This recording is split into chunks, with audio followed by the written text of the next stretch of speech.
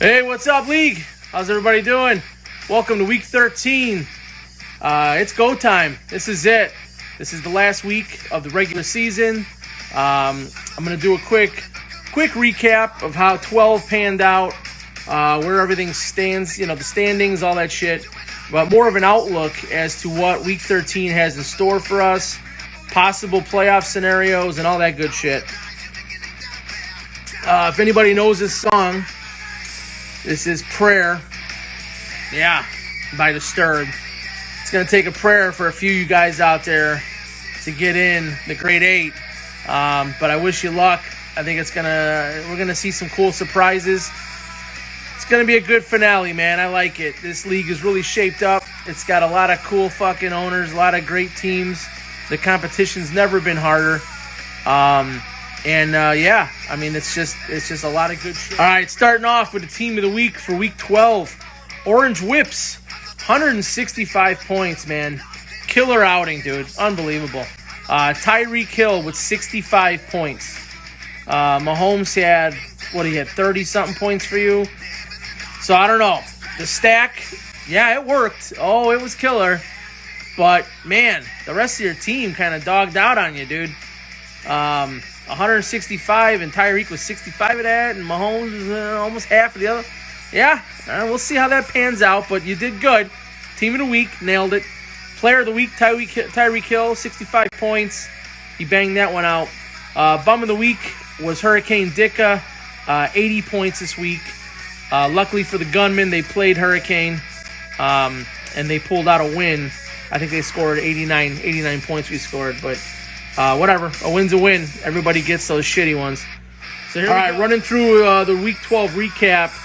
Like I said, the Gunmen got a win, 89-80. Not much to talk about there. The Bushwhackers got a nice W, 101 points versus the Hitmen, 94.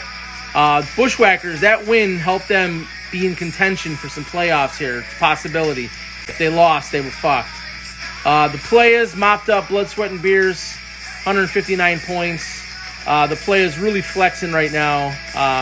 Are they flexing too early? I don't know. We'll find out. But, yeah, they are flexing, dude. Blood, Sweat, and Beers dropped to 4-8. They have a shot of possibly getting in, but they need a lot of shit to fall their way. So I'll get into that a little bit later. Moving on down, Killer's Tab took the win. Big win, 155 points to Wicked Jesters, 100. He played the Jesters. Easy win. Not much talking about there, except Killer's Tab's going to lose Will Fuller for the rest of the season. Whether he was taking steroids or whether he was doing blow, God only knows. But he got nailed for some drug abuse. So we'll see how that pans out for Killer's Tab. Lord Gaben pulled out a monster win here. 162 points against the Barbarians. Didn't do much for Gaben. Doesn't help him for the playoffs, but it hurt the Barbarians a lot. So I'll have more on that later. And then Orange Whips, obviously your team of the week, 165. They blew out Double Tap, 114. Both those teams are now 7-5. So we'll see how that pans out for those two guys moving ahead. All right, what up, yo? A couple quick awards while we're at it here. Looking at the King. Yeah, not me, but Killer's Tab, definitely on top of the mountain again this year. Pulls out the top record in the Pain and Glory division, no matter what, even if he loses this week. And he pulls out the top points in the division as well, even if he's scored nothing. I mean, the guy's way ahead. In the Blood and Triumph division, the points champ is going to be the Players. They're way ahead of everybody else. The record is still up for grabs. With the Players' loss and a Gunman win, we'll see what happens, but most likely the Players are going to knock this one and just steal both of those records. So congrats to the Kings. They nailed it. Again, good luck to them in the playoffs. Not really. Fuck off.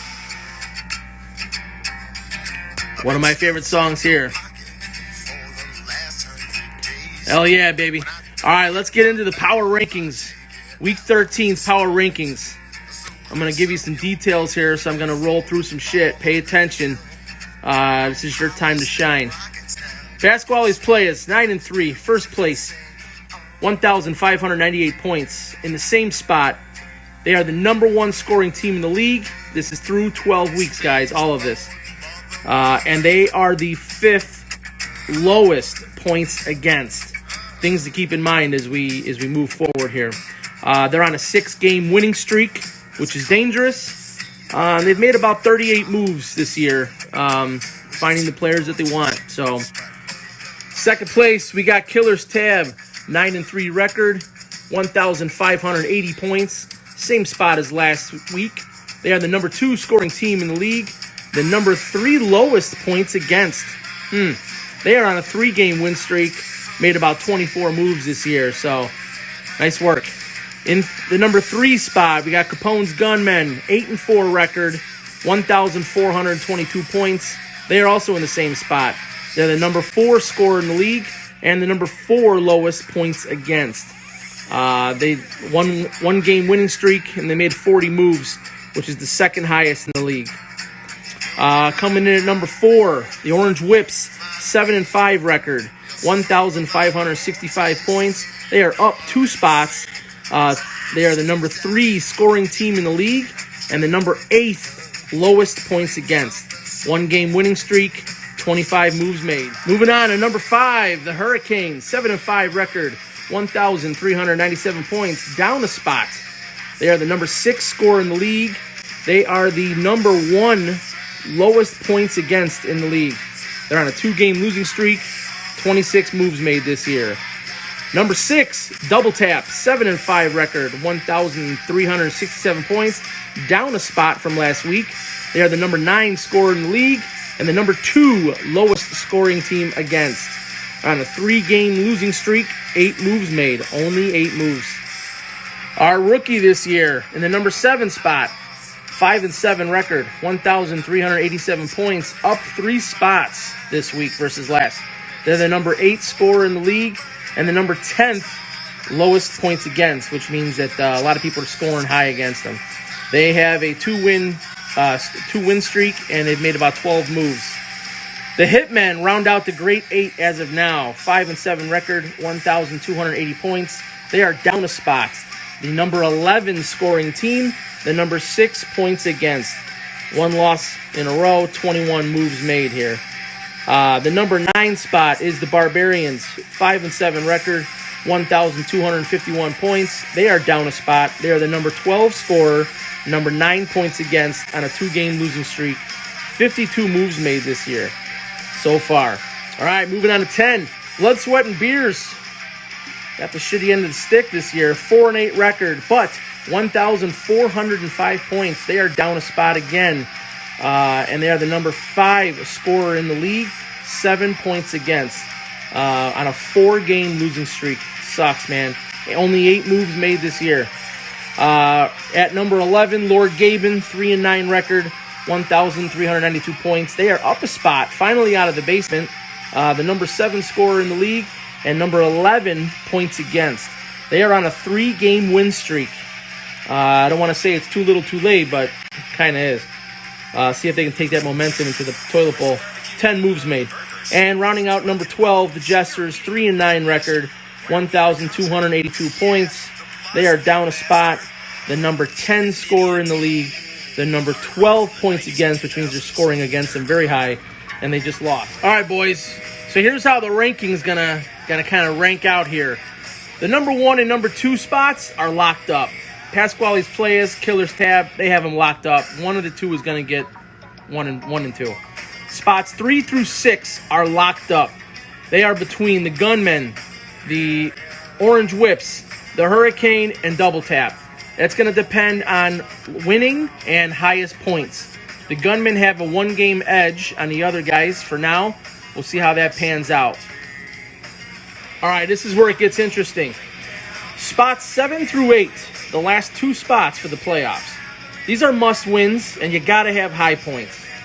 2 out of the 3 5-7 teams need to lose, and Blood, Sweat, and Beers has to win for a shot to get in.